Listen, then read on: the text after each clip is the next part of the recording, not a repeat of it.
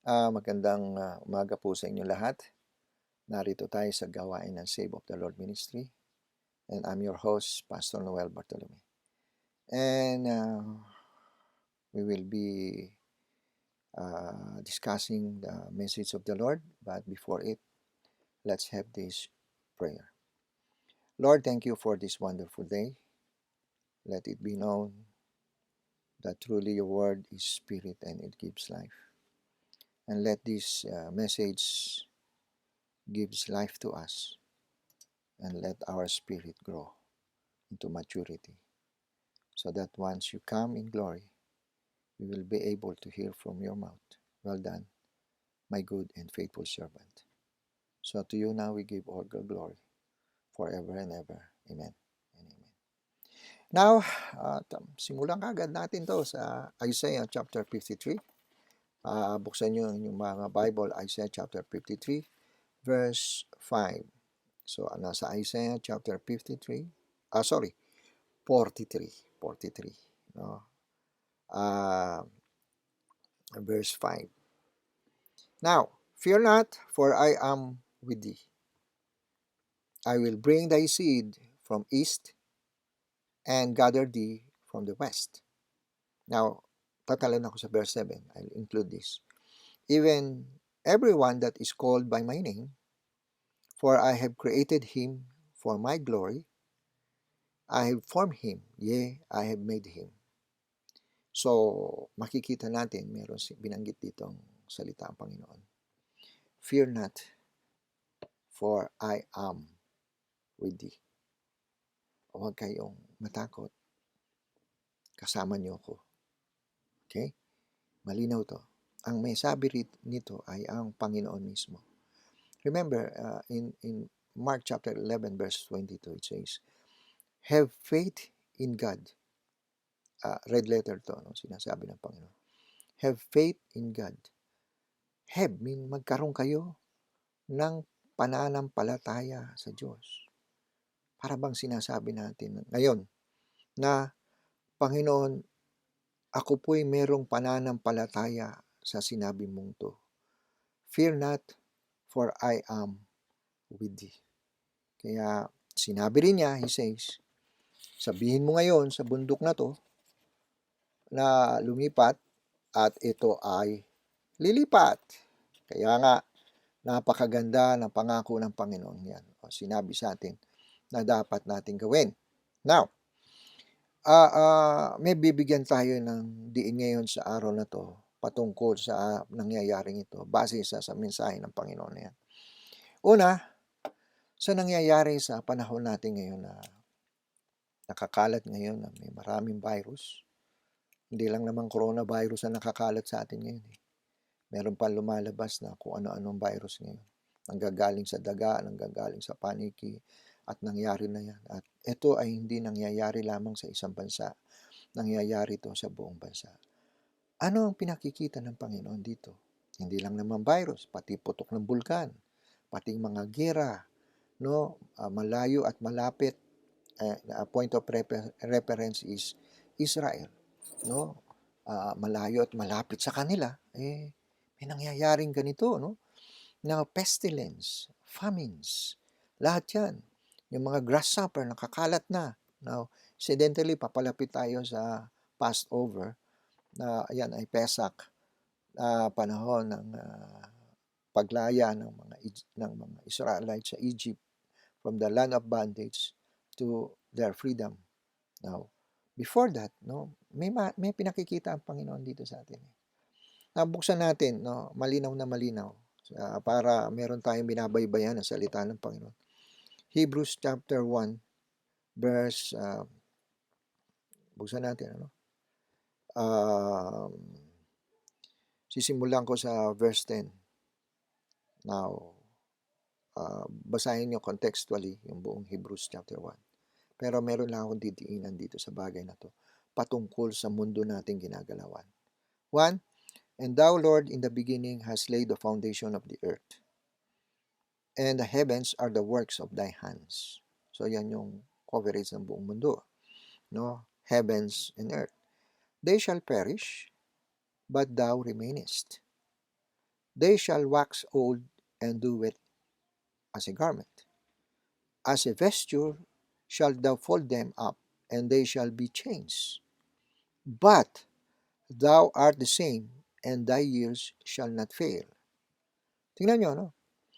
Ang katangian ng mundo, sinabi rito, no? Mga ilang bagay nito. One, it has a beginning, and it is created by God, the heavens and the earth. No? Pangatlo, it shall perish. Mapapara dahil sa kagagawan ng kasalanan ni Adan to nung nagkasala sila. But thou remainest, no? Ang katangian naman ng Panginoon ay mananatili, meaning consistent siya, constant. No? Walang pagbabago diyan sapagkat hindi siya mabubulok, hindi siya kasi ang main context nito, ang mundo shall perish, but thou remainest. What does it mean? He will not perish. He is eternal. And they shall wax old and do it a garment. No? Nabubulok, hindi. Ang Panginoon hindi nabubulok, hindi naluluma. No? He remaineth forever. Now, meron pa sinabi nito. And as a vesture shall thou fold them up, and they shall be changed. So, makikita nito, no? But thou art the same, for thy years shall not fail.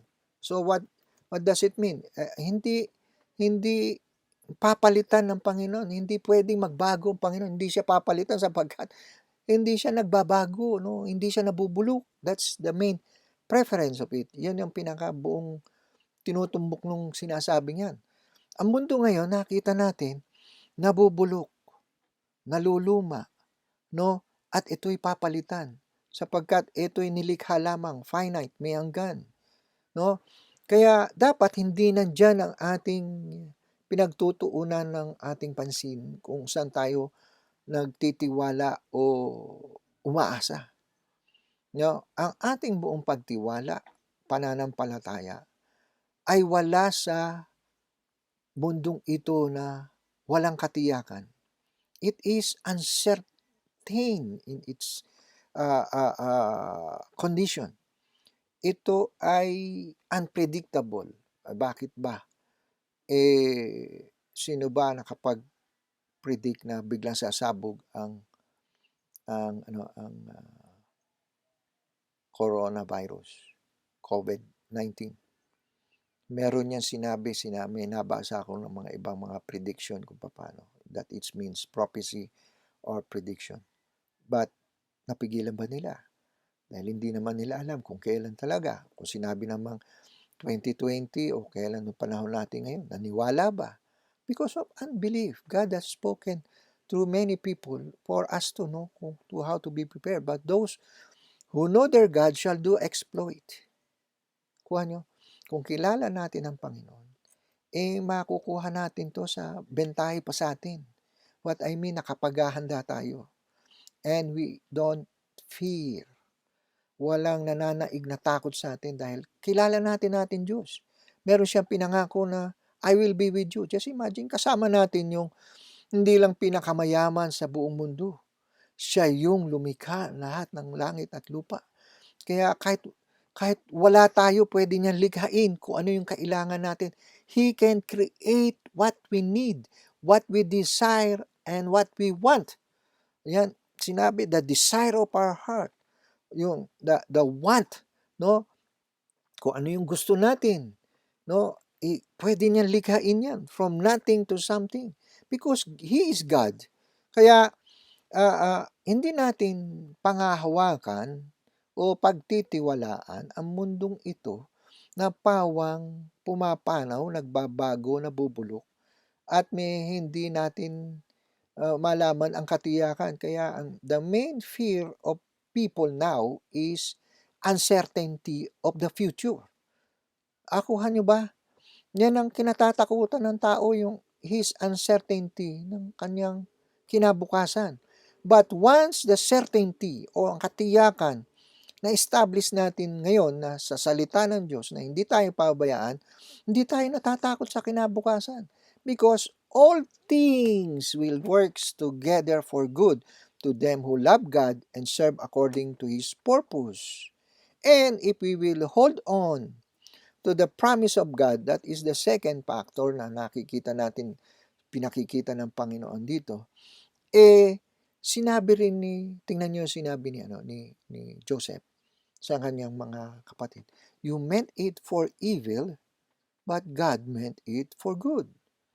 Pati na sa panahon niya kay Potiphar, pati na yung nakakalimutan siya nung dalawang nasa prison. But once God moves, because we hold on to His promise, like Abraham, he holds on to his promise kahit nung tumanda na siya, kahit bibigay niya ng sakripisyo si Isaac. Nandun yung pangako kay Isaac. They hold on to the promise of God. In a single day, promotion will come. Just imagine, in a single day, Joseph become second man in Egypt. Nakuha ba natin to? In a single day, Israel become a nation. No? Nasusundan ba natin to? No? At kumbaga sa lahat ng pangako ng Diyos, He can perform a powerful miracle, tremendous miracle if we hold on to His promise.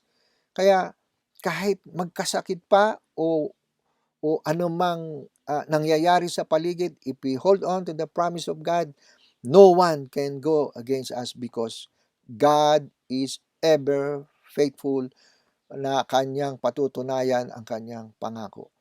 Tapat siya sa kanyang pinangako. He is a faithful God. Kaya, one, pinakikita ng Panginoon ang uncertainty ng mundo. Pangalawa, saan tayo mga hawakan dyan pa sa uncertainty ng mundo? Hindi. Doon sa kanyang pangako. His promised. Kaya nga, dyan natin nakita how the heroes of Old Testament, even in the book of Acts, until now, kahit sa panahon natin ngayon, habang kayo nakikinig, habang ako nagsasalita ngayon, kung tayo mga hawakan, kagaya ng mga lingkod niya noon, ay mga hawakan hanggang ngayon, we will obtain, we will receive the inheritance and heritage and His promise na pangako niya sa atin. Kaya, with this, we take this as a day of opportunity. A day of opportunity to prepare ourselves for His soon to call us, come up here. Hindi natin alam, baka mamayang gabi o bukas o sa darating na panahon o darating na taon, but it will not be long. And alam ko na yan, nararamdaman ko na, hindi yan magtatagal. Kaya, brothers and sisters, to them who know their God shall do exploit, kapagkat alam natin ang kanyang appointed time. We know now. At we begin to mature. Hindi nagiging batang isip tayo. We don't think as a child. We now think a mature disciple of Christ. Hindi yung sa maliit na bagay, sa toilet paper ay nagkagulo na. Sana kung makakabili sila ng toilet paper at binalot nila sa buong katawan nila o ininom nila at kinain nila yan, hindi sila tatalaban ng coronavirus. Hindi. Just imagine, take note, nagkakagulo sa walang kakwenta-kwenta. No? Siguro dito sa atin, baka tabo ang pagkaguluhan. Hindi ko alam.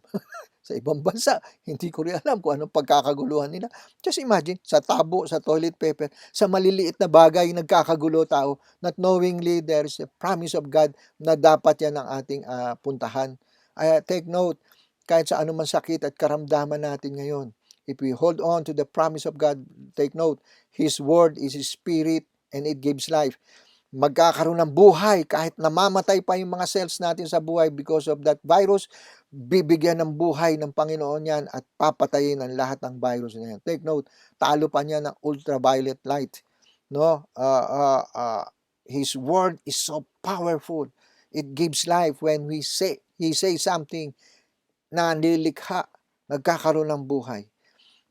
Kaya, this is now our day of opportunity.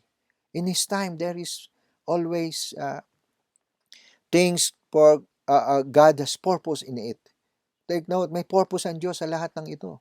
And I see one thing, one purpose of it is our opportunity to declare the glory, the salvation, and His eternal life. That's why sinabi sa Hebrews chapter 4, verse 4 to 7 hanggang 12, basahin nyo na. No? Sinabi, today, if you hear His voice, harden not your heart. So therefore, this is now the day of opportunity for the world to know that we have a God who is infinite and powerful, na hindi nagbabago. He is a God who is the God of Abraham, Isaac, and Jacob. He is the God who came in the flesh, no? Who came in the flesh and gave Himself, at nagsakripisyo siya. Itinigis niya ang kanyang dugo at napako siya sa cross for us to be redeemed, for us to be cleansed, for us to be purchased out of sin, and to remove us from all curse, and to deliver us from death. Ligtas tayo. Just imagine, kaya tayo hindi natatakot eh. Because we know we have eternal life. Ngayon, may buhay na tayong walang hanggan. Hindi yung pagka namatay pa tayo, saka tayo magkakaroon ng buhay na walang hanggan. Remember, ngayon pa lang sinabi, no? Sa John 3:16, napakalinaw yan. Sinabi, God so loved the world that He gave us His only begotten Son, that whosoever believes in Him will not perish, but what? Will have everlasting life. If we believe, hindi sinabing kung mamatay ka, saka ka pala if we believe now, we will have everlasting life. And today, if you hear His voice, this is the greatest opportunity ng buong mundo na lumapit na at humawak na sa ating Panginoon, tanggapin siya bilang Panginoon at tagapagligtas. Nakikita natin kahit tayo mga anak ng Diyos, lalong tumitingkad lang, ang mundo ay may hanggan, nabubulok, papalitan yan at nawawalan na ng halaga. At ang lahat ng tinayo natin dito sa mundo, can be easily be gone even in a single night. Yung ating pinagkaganda-ganda ng katawan, exercise dito, exercise doon, isang dapo lang ng coronavirus, tapos na siya. No? But if God is with us, hindi, because His blood covers us, hindi papasok dyan. Like the Passover, His blood is covered dun sa hamba ng mga pinto. Pumasok ba yung angel of death? No, they were all spared. No, na bawat pamilya ay naroon.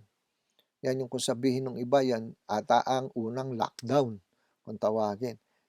Kung ano man ang sinasabi dyan, God, we are in the Lord Jesus Christ, we are covered by His blood. Sinabi niya, fear not, I am with you. Kaya mga kapatid, bago ako magtapos sa mensahe ng Diyos na to, I remember this. The Lord says, fear not, I am with you. And we will now know that this world is full of uncertainty, and the one that is certain is holding on the promise of God, and to be with God, to be with Jesus, to be with Him forever and ever, and having faith in Him. And as we have that faith, we must now do our work. That is, this is the day of opportunity to declare His glory, to declare the gospel. For truly the time is fulfilled. The kingdom of God is at hand.